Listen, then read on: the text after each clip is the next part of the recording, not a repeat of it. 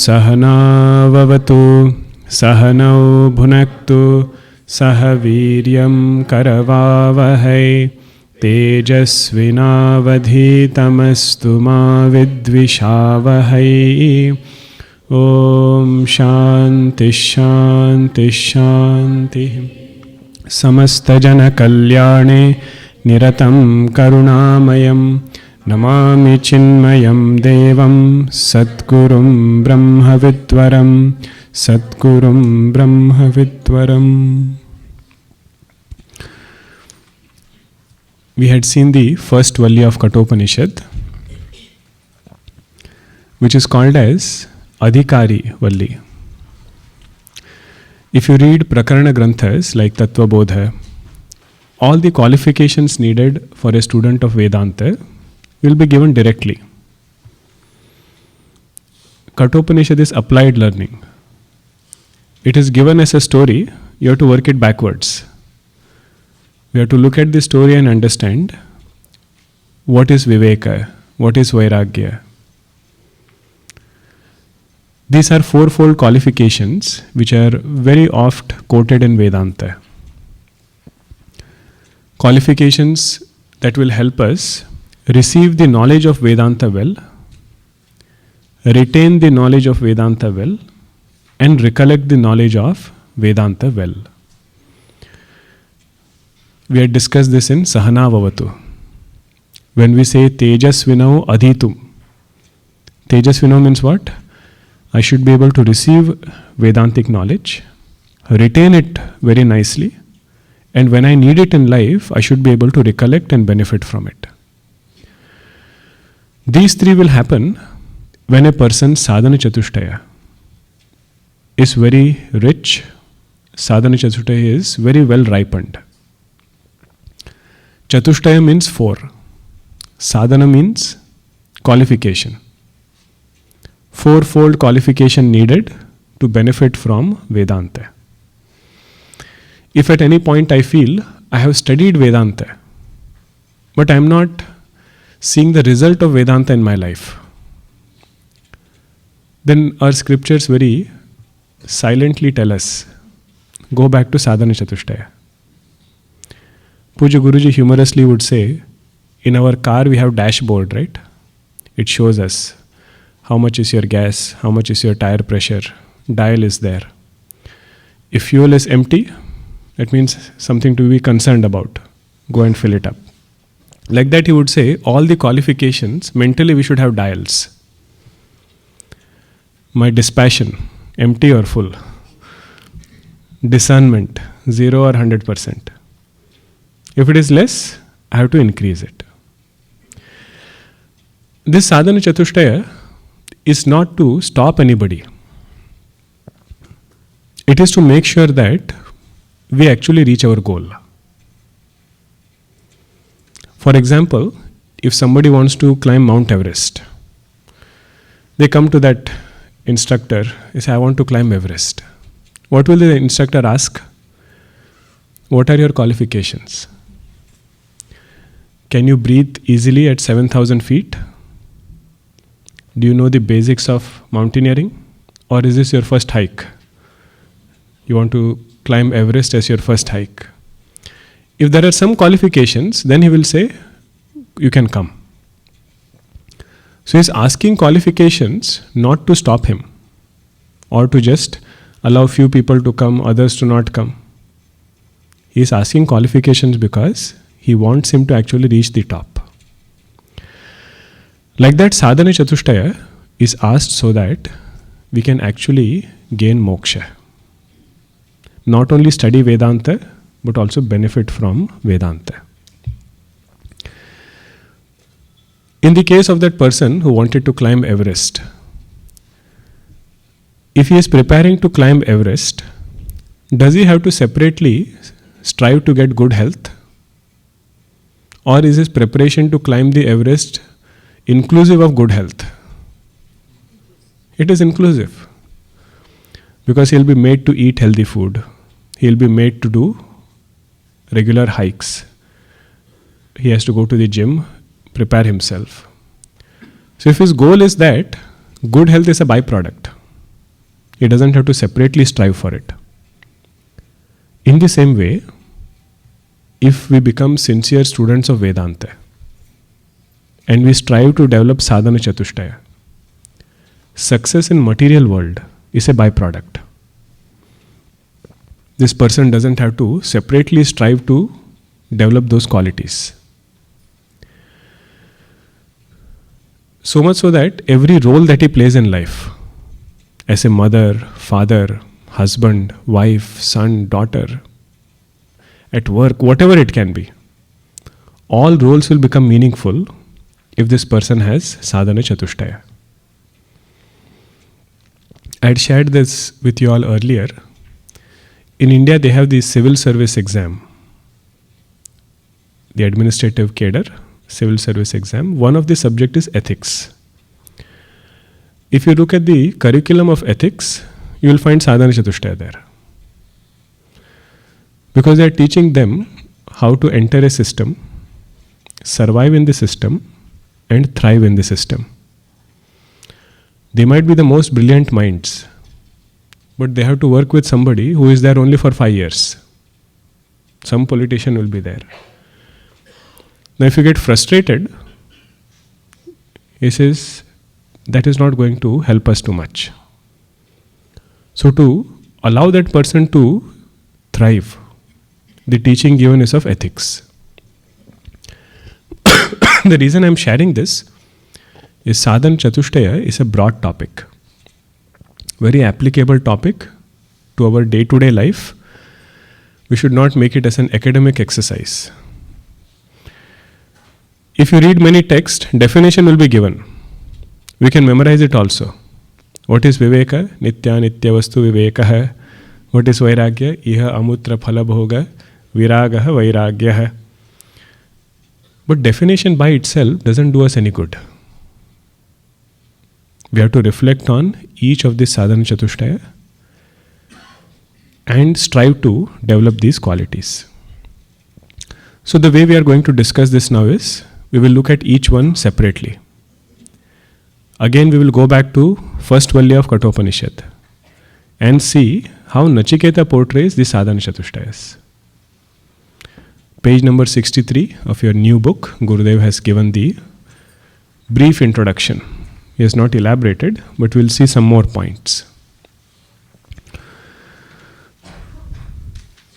The first sadhana chatushtaya is called as Viveka. Viveka means ability to discern. Sanskrit is a beautiful language where the meaning of the word is hidden in the word itself. So Viveka is formed from the root vichir. Vichir or which is easy to remember. From the root word which comes the word Viveka. Which means pruthak karane, to discern. Ability to discern A from B, that ability is called as Viveka. And we use this Viveka at every step in our life. Before we go to the Vedantic definition of Viveka, we have to appreciate the transactional definition first. What is right, what is wrong? Between these two things, we need Viveka. Isn't this what we teach children right from childhood? If somebody gives you a chocolate, you should not just take it and walk away. What should you say? Thank you. That is the right way to respond. If you just walk away, that is the wrong way. So right and wrong, ability to discern between two. That ability is called as Viveka. Viveka, just meaning of the word Viveka is to separate. What you have to separate? Different things. One example is this, right and wrong. Second Viveka is do's and don'ts. Do's and don'ts. What I should do, what I should not do. When we drive the car, always we are thinking about this. What I should do, what I should not do. Where I should park, where I should not park. If I do something foolish, park in a place where it is clearly said, fine for parking, then what will people say? What were you thinking? In Hindi they say, buddhi pe patthar pade the. Was there a stone on your thinking that you did not see that sign so clearly? Means discernment is something which we use at every step. Healthy and unhealthy. That is one discernment. How do we decide what should be our diet? You see, we do Viveka.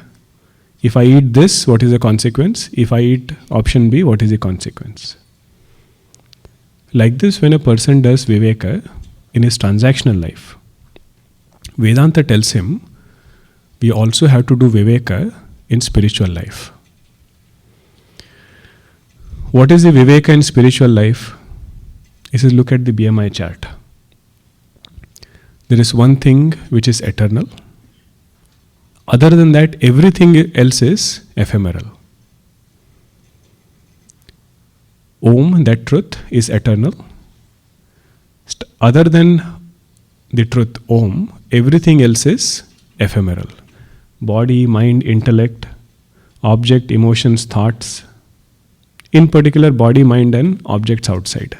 Everything else you can leave aside. Between these two things, I have to do Viveka. If you notice, unless somebody tells us there are two, you would never think there are two. Green beans and green chili.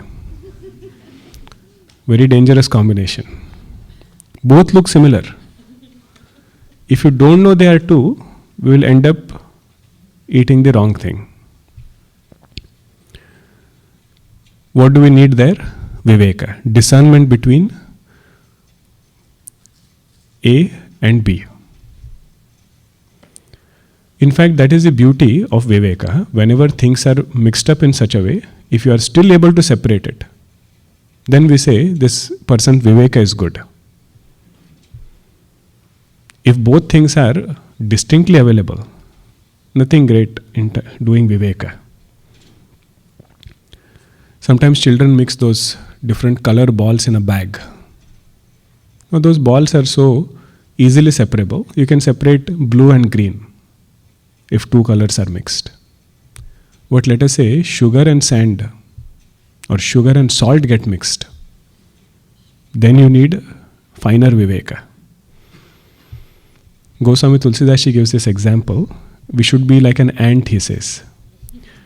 Even if you mix sugar and sand, that ant will never eat sand. It will only eat sugar and come out. He says, like that we are placed in this world where God and world has gotten mixed. But without touching the world, holding on to God and coming out. But at least to know that there are two things here. One is eternal God, second is impermanent world. If we read the Gospel of Sri Ramakrishna, almost every other page, Ramakrishna Paramahansa mentions this. God alone is real, everything else is ephemeral. First thing is to appreciate. We are not born with this understanding. Right from childhood, we don't think there is something called as God who is eternal, everything else is ephemeral. We don't start like that. But once somebody tells us there is something like this, the ability to hold on to it and start thinking in that way, that is called as Viveka.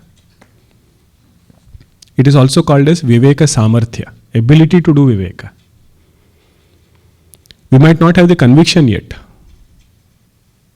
If I already have the conviction, that person will be Siddha Mahatma. Right in the beginning he knows eternal is God, everything else is ephemeral. What else is there? He has already understood. But Viveka there is, he appreciates it at least. Means out of his different priorities, God also has become a priority. Seeking Bhagwan also is a priority. That is the role of Viveka. Now what is Nachiketa's Viveka? In the first Valli, First Viveka is when he sees his father giving away those cows, old cows in Danam. He knows what is right and wrong. He goes and tells his father, such kind of charity will not bring us good. Such kind of charity will not bring us good.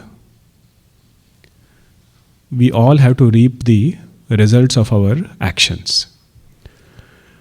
So if we give this charity, we will come back again to face the results of these actions. Don't cut corners as far as actions are concerned. Then the second one, when his father tells him, Mrutyave tva dadamiti, I will give you to Lord Death. What is this Viveka there? What to say, what not to say. How to say, how not to say. His father might have said it, but end of the day he is my father. So how does he go and talk to his father? Kasmai mam dasasiti. First he says that, of course. Then once his father gets angry, then again he goes and reflects. Then he starts thinking, most of the times I was the best. Bahu namemi pratamaha, bahu namemi madhyamaha. But never the adamaha. Most of the times best, at the most the second. But never I was the third. Third meaning, doing erroneous things. Never have I done anything wrong. Still, if this unpleasant experience has come, what is it that Yamacharya wants to accomplish through me? Yama has given me an audience. Father sent me to Yama. That means he must be having some job to be accomplished through me. That is his Viveka. Huh? Every situation he is able to analyze in this way. Third Viveka of Nachiketa is the sequence in which he asks the boons. How many boons did he ask? 3 boons. What was the first boon? May my father have good night's sleep. May his mind be calm. May he not be angry towards me. That was his first boon. First boon, immediate family. Second boon was to go to Swarga. But going to Swarga is not only physically going to Swarga, how to keep our mind such that it is always cheerful and happy. That is the second boon he asks. He says that is for society. If anybody wants to be happy, they should know a means to be happy. So he gives all those insights, techniques by asking this question to Yama. I hope you all are remembering all those discussions we had. Huh? Elaborately we saw. The main thing was, just like I have I notion in this body, every part of this body I feel I pervade. This devotee has I notion in whole universe. Means nobody he excludes from his heart. Nobody is excluded from his heart. With that bhavana, he is able to maintain a cheerful, peaceful mind. Devotional way of saying that is, he sees whole universe as God. Because he loves God, he loves each and everybody in this universe because they are nothing but expressions of God. In that way, he gets a cheerful mind. Then the third boon, Nachiketa says, is for me. I am not concerned if people want it or not. Brahma Vidya is the third boon that I am asking for myself. So look at the sequence. First boon, immediate family. Second boon, society. Third boon, he says, is for realization. What was the third boon? What was the precise question he asked? Many people say, after this body drops, there is something which continues. And some people say, there is nothing that continues. So how did we understand this question? He is not asking about physical body dropping, because he is already in Yamaloka.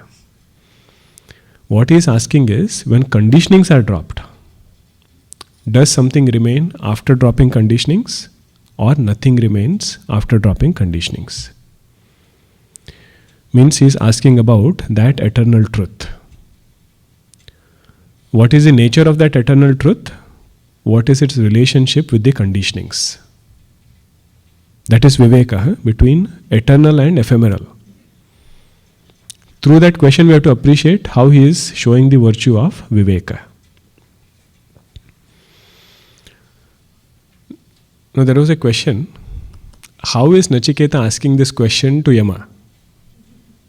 Because he dropped his body in Manushya Loka. Every world gets its own Sharira. When we go into dream world, how do we transact in dream world? Not with this body, right? We get another Sharira. You might have cold in waking state, but in dream state you are totally fine. Because the limitations of sense organ in waking don't transfer on into dream. Like that, every loka has its own Sharira. So we don't have to worry about how Nachiketa asked. He asked through that Sharira. But it's good, if you get any questions, do write it down and keep it here. That is one way for me to tune with all of you. I also know which points we need to emphasize more. Go back again. So that was his Viveka. The way he responds to his father, how to speak, how not to speak. His clarity about karma siddhanta, what is right, what is wrong. And the final Viveka is Vedanta Viveka. What is eternal, what is ephemeral. And you see, Yamacharya said, hold on to the ephemeral. What did Nachiketa say? I want only eternal. He says that is uncertain. You don't know whether you will get it or not. He says, so what? If it is uncertain, why should I ask something which I don't want? It is just like, you are flying somewhere. They say your flight is getting delayed, but there is another flight which is going somewhere else. You say, because my flight is getting delayed, I will not sit in this flight which is on time but going somewhere else. I have a goal, I will go only there. That is Nachiketa's response. He says, I have chosen the eternal. I am not going to settle down for anything other than that. So from Viveka, we enter Vairagya. That is the second quality, dispassion. Whatever things are not aligned with our goal, towards those things, this person has Vairagya. Whatever things are not aligned with our goal, towards those things, this person has Vairagya. Again, in Sanskrit, the word itself opens up the meaning. Look at the beauty of Vairagya now. There is one word called as Ranja. Ranja means to color. Hindi also that word has come, Ranga. Ranja is the Sanskrit word, coloring. When coloring becomes strong, that Ranja becomes Raga. Raga means attachment. Subconsciously, that interaction, that experience, that object has already left impression on this person's mind. Not allowing mind to get colored is called as Vigata Ragaha or Vairagya. Not allowing the mind to get colored by objects, experiences, that is called as Vairagya. Are you all with me with the flow? What is the first word? Ranja. Ranja means to color. Any coloring which is overly possessing our mind is called as Raga. Vigata Raga, not allowing that coloring, is called as Vairagya. Vairagya is not mere distaste. Vairagya is not just criticizing something for the sake of it. Vairagya is also not losing interest in everything. Vairagya means maturing out of certain things, where that thing doesn't appeal to us anymore. That thing doesn't hold any value as far as its fascination is concerned.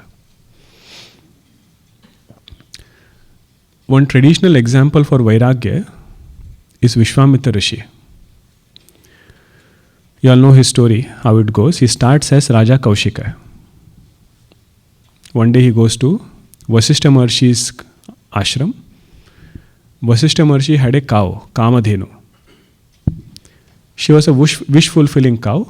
With that cow, Vasishtha Maharshi feeds Raja Kaushika and his whole army. Kaushika Raja says, "What is such a cow doing with a Brahmana? I am the king, I should have it." He looks at Kamadhenu. It is said she was shedding tears. He said, "Don't send me with this king, I don't know what he will do." Vasishtha Maharshi puts his foot down and says, "I am not sending Kamadhenu. All my satkarma is done through her." Then Kaushika Raja, with lot of anger, does tapasya, gets more weapons, attacks Vasishtha Maharshi. But just with his danda, he is able to stop the whole army. Then he says that famous line, "Dhik balam kshatriya balam, brahma tejaha balo balam."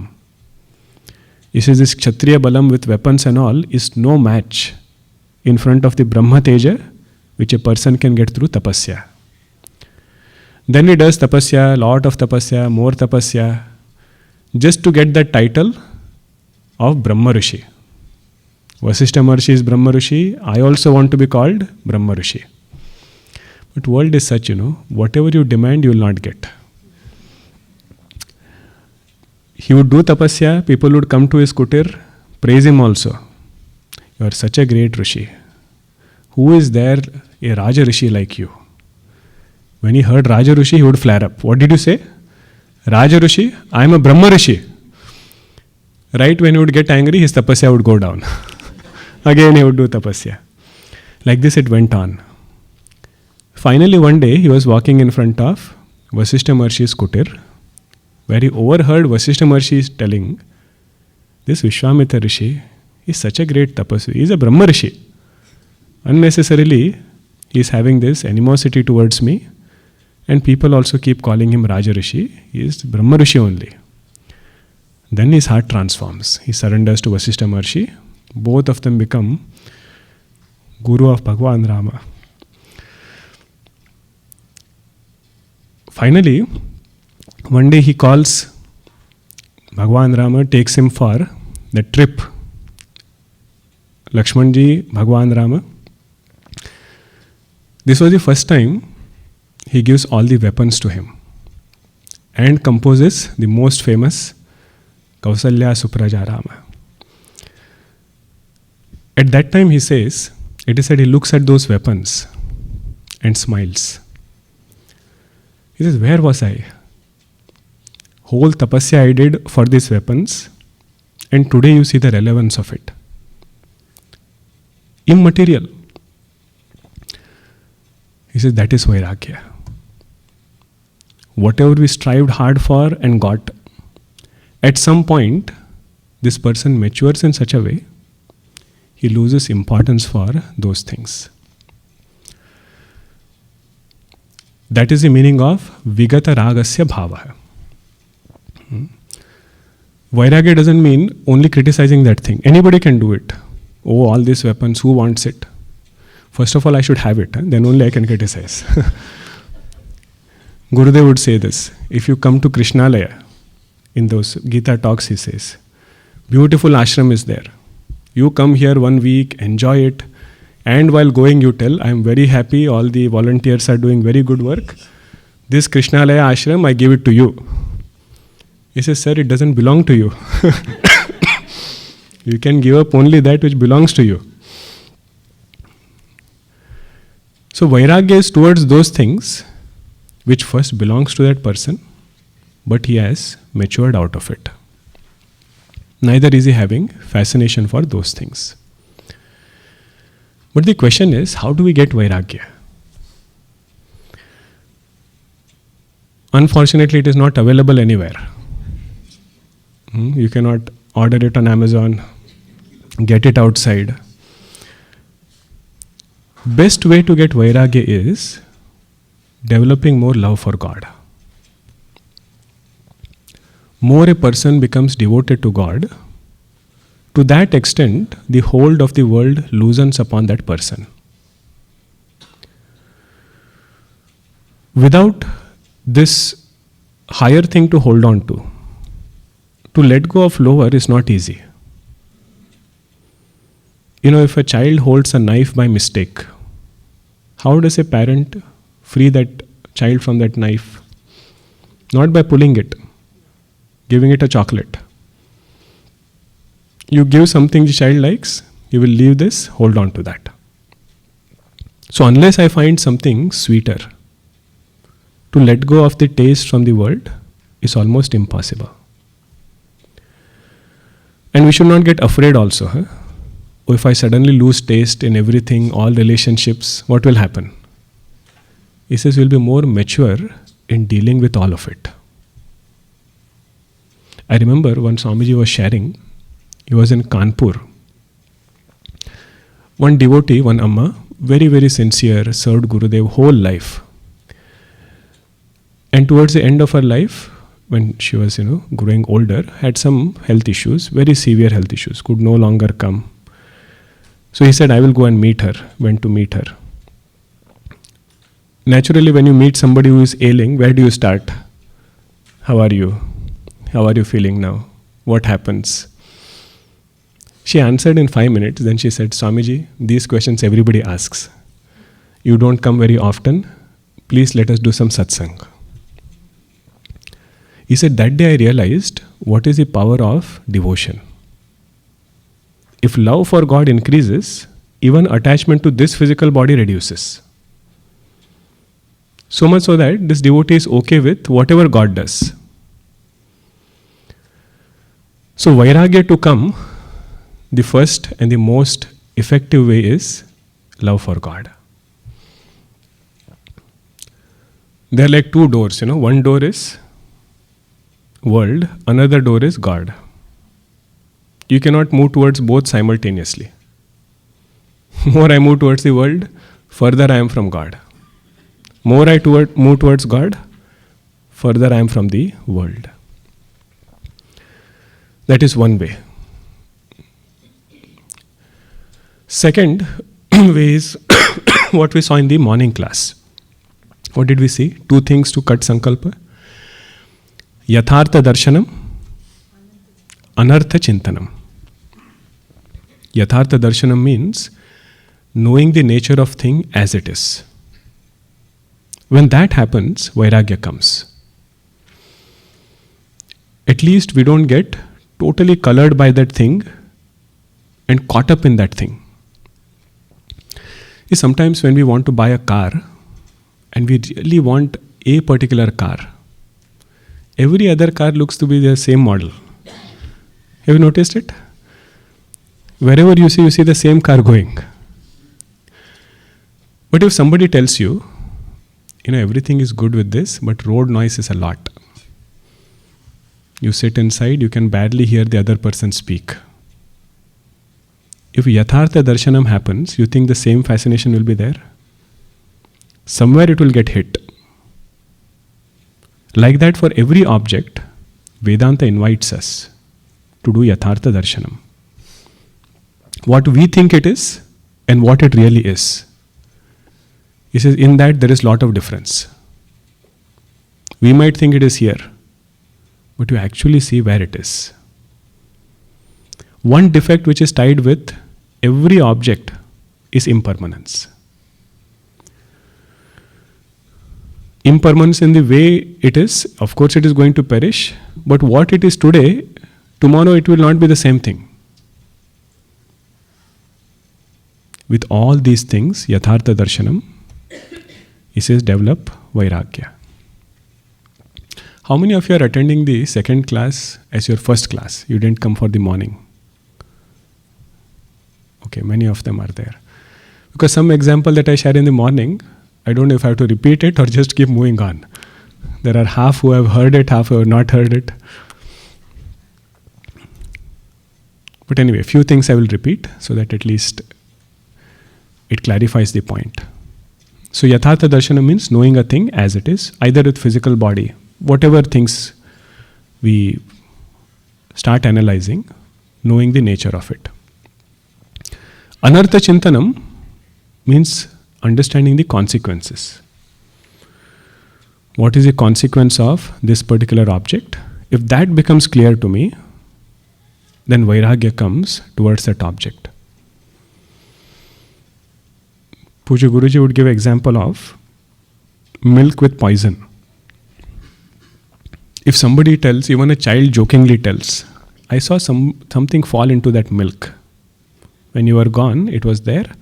I saw something fall into it. Even if he says jokingly, we will be very, very alert before drinking that milk. Because we know what is the consequence. Once you have it, consequence is very clear.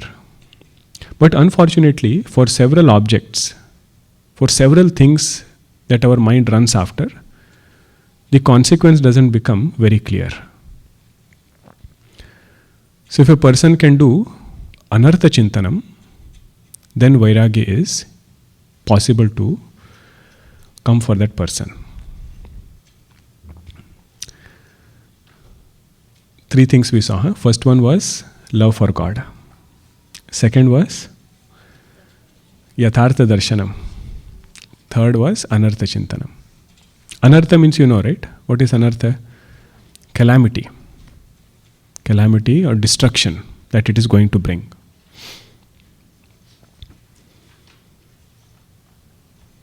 You know, many times, even good things, if we know that it is going to bring a split between family, between people, we will get Vairagya towards that thing. If that thing is not known,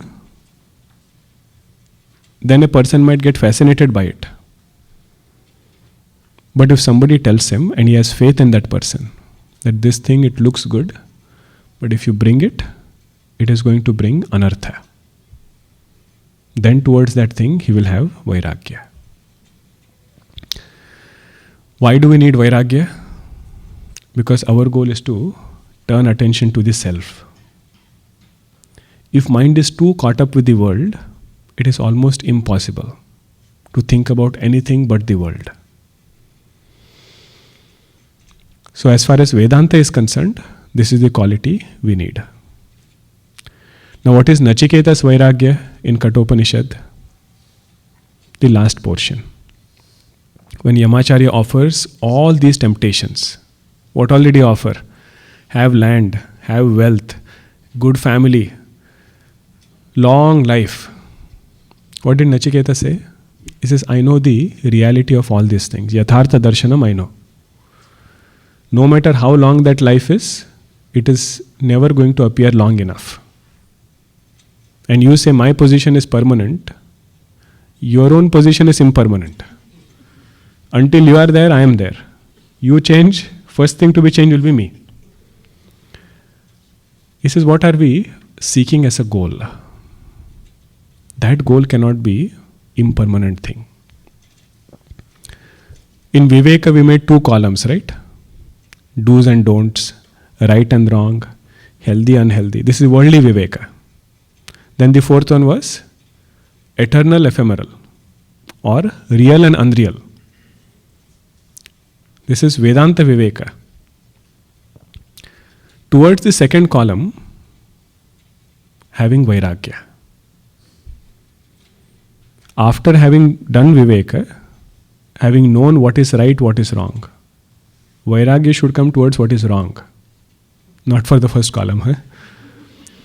Vairagya should come towards what is unhealthy, what is not to be done, and what is ephemeral. Only that Vairagya is more long lasting.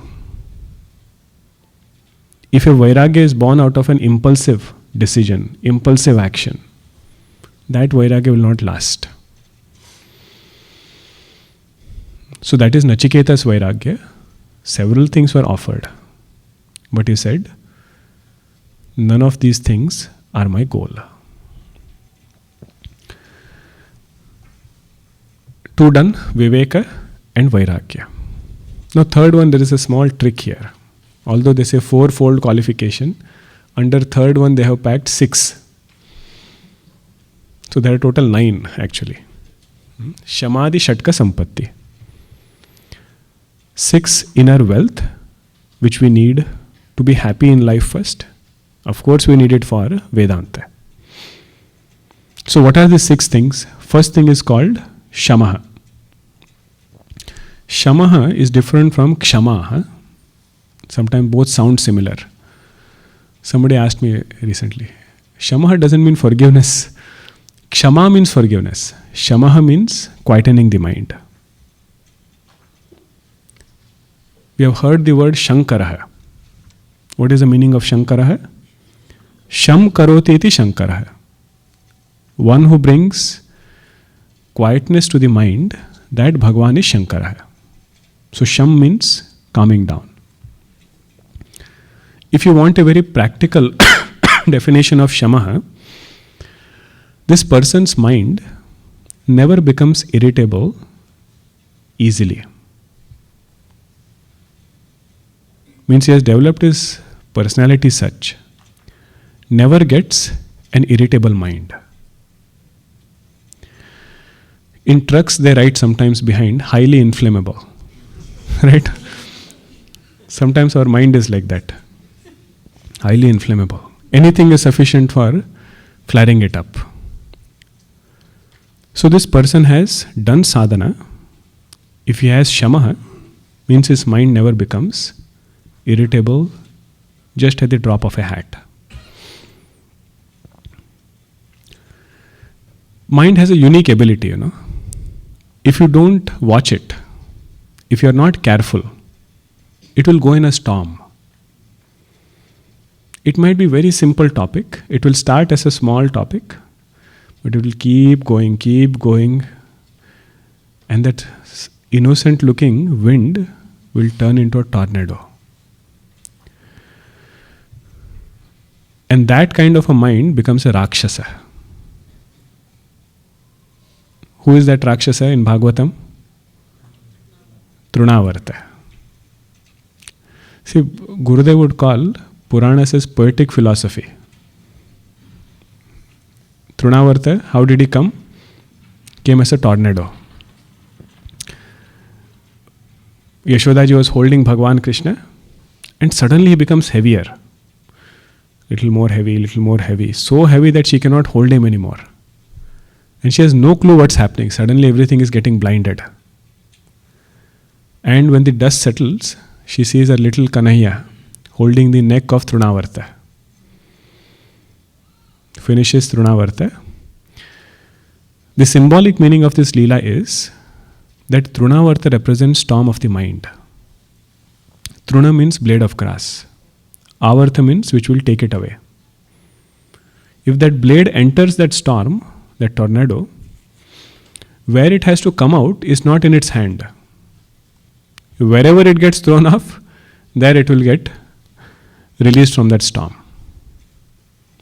Like that, this mind, if it enters into a storm regarding any topic, if we don't quieten it in the beginning, where it will throw off, we don't know. So what should we do? Become heavy. How Bhagavan Krishna became heavy?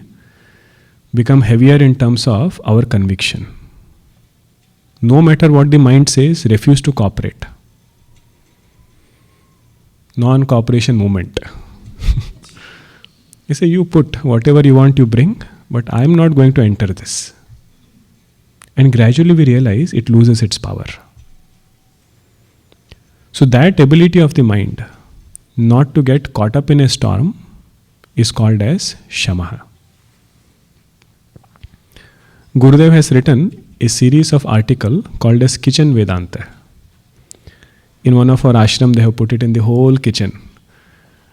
All examples from kitchen, but he has derived parallels to Vedanta. Like in one place he says, if you want to make your idlis soft, while fermenting, you cannot just put it and leave it. You have to put your hand and stir it a little. Body warmth is needed to start the fermentation. Then only the idlis turn out soft. It is like that when we work, we need the warmth of our heart in our work. If it is not there, work is dry and hard like those idlis. He is hilarious, when he writes all these things. So there he writes, if you see milk boiling, if you don't turn off the heat at the right time, it will tip off the brim and spill over. Generally, they do it on Graha Pravesha day. Somebody told me in our house every day is Graha Pravesha.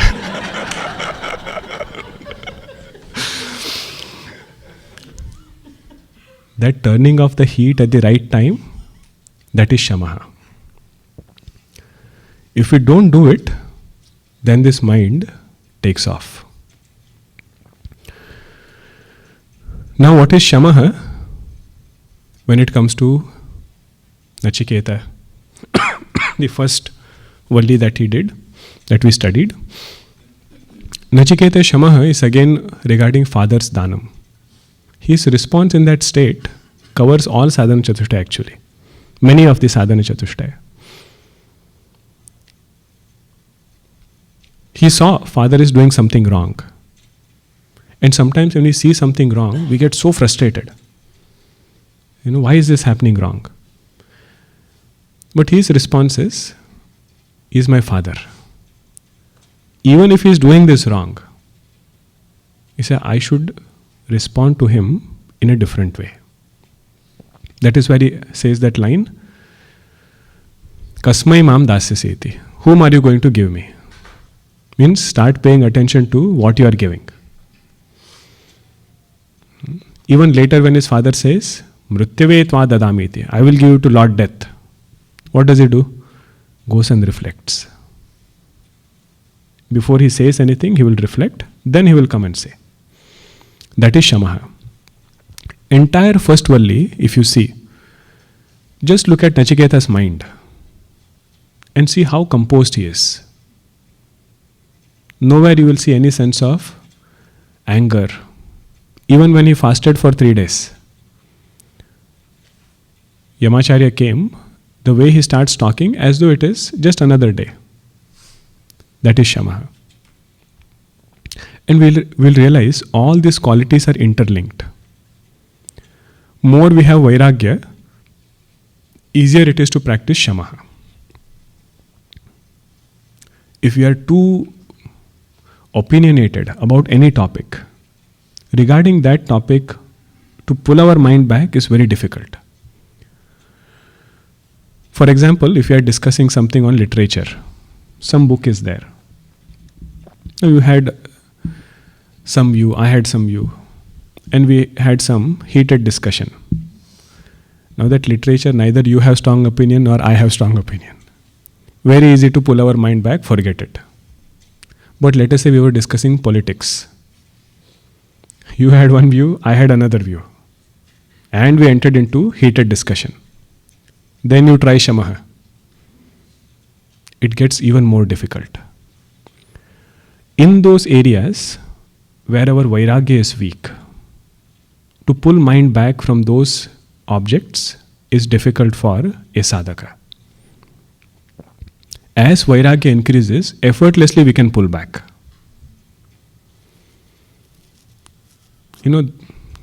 Those who have good Shamaha can go to sleep very quickly. Moment you lie down, you will fall asleep. Why is that? Because to sleep, we have to pull back from the world. And if you don't have that ability, in spite of going to bed, same thing will be going on. True or not? Means the greatness of Shamaha is at different levels. First immediate benefit is good sleep. We can package all this nicely, not tell them what is the solution, just tell the benefits. Do you want good sleep? Do you want effective workplace? Good relations at work? Study Vedanta, Sadhana Chatushtaya. So that is regarding Shama. What are we seeing now? The sixfold qualifications within the third category, Shamadi-Shama Sampatti.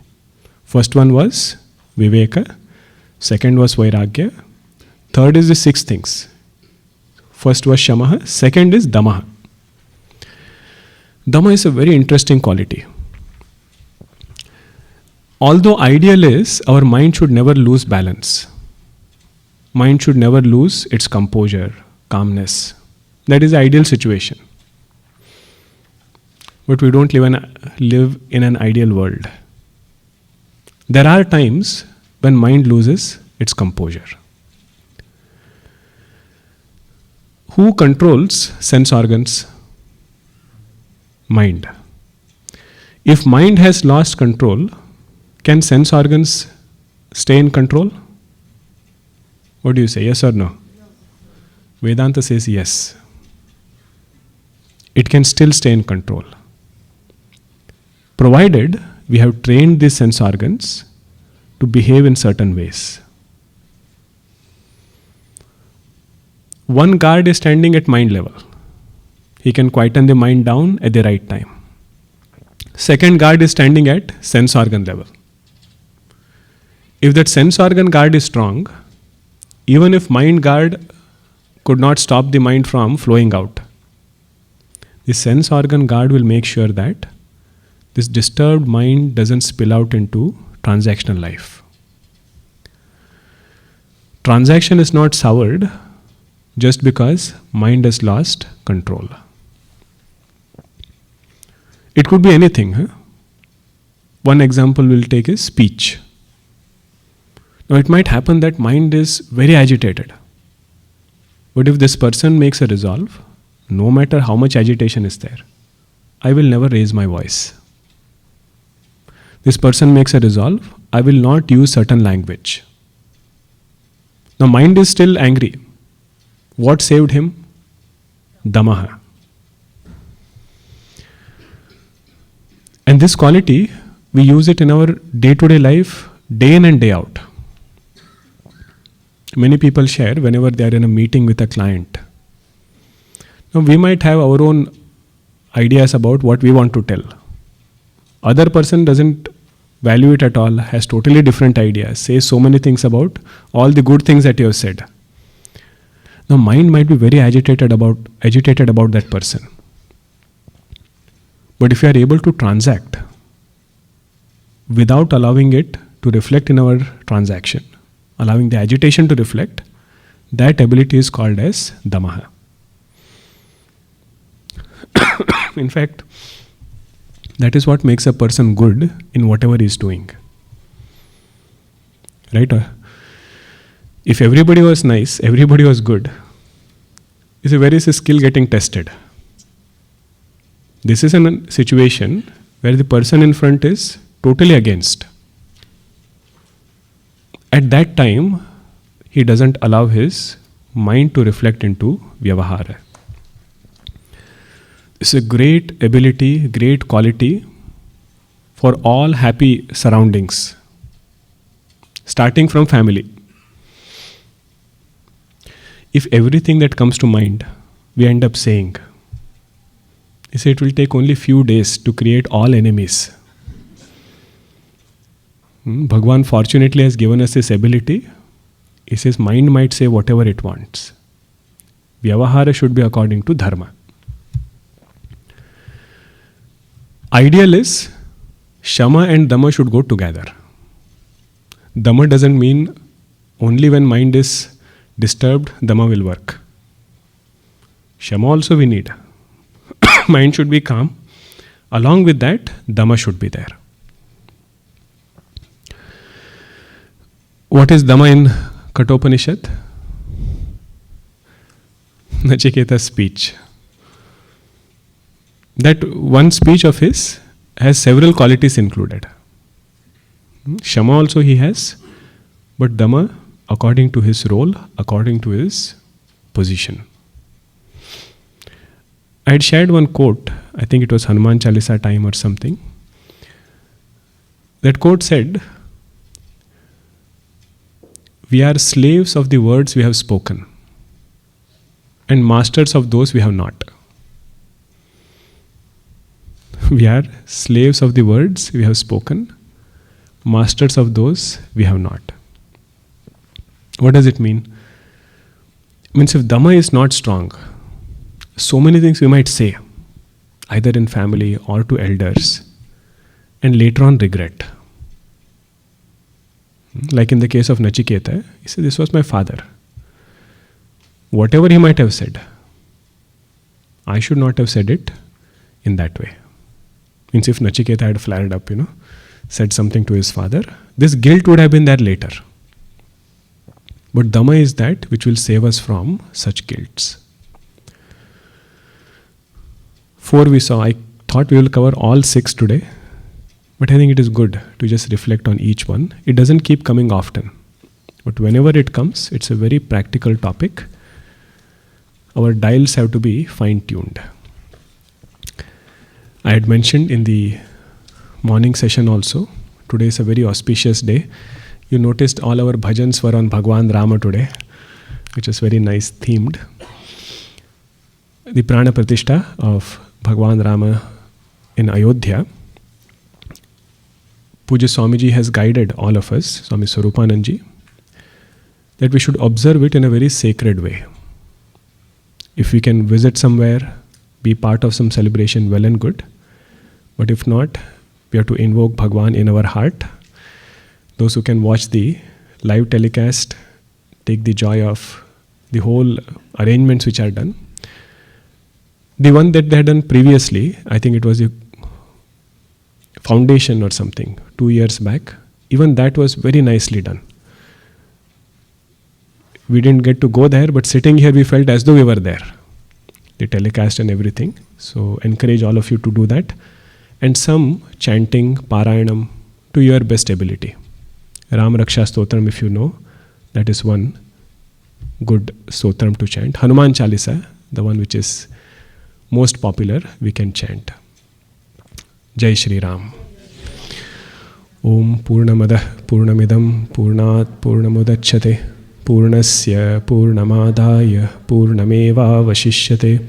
Om Shanti Shanti Shanti. Harihi Om. Shri Gurubhyo Namah. Harihi Om.